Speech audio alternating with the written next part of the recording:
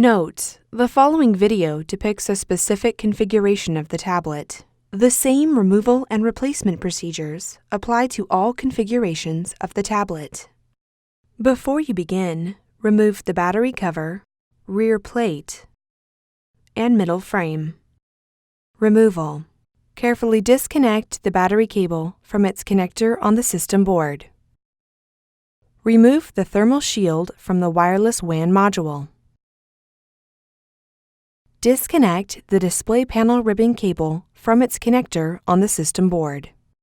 Using minimal force, lift the locking bar up on the display panel ZIF connector and disconnect the display panel ribbon cable from the touchscreen board. Caution: use care to prevent damaging the ZIF connector and ribbon cable. Remove the metallic shielding that covers the display panel ZIF connector on the display panel assembly. Using minimal force, lift the locking bar up on the display panel ZIF connector and disconnect the display panel ribbon cable from the display panel assembly. Caution: use care to prevent damaging the ZIF connector and ribbon cable. Remove the display panel cable. Replacement: insert the display panel ribbon cable into the display panel ZIF connector on the display panel assembly and press the locking bar down to lock the cable into place. Caution: use care to prevent damaging the ZIF connector and ribbon cable. Replace the metallic shielding that covers the display panel ZIF connector on the display panel assembly.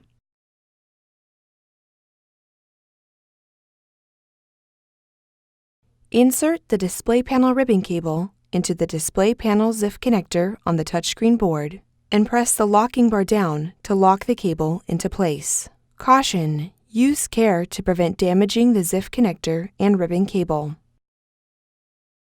Connect the display panel ribbon cable onto its connector on the system board. Reapply the thermal shield to the wireless WAN module.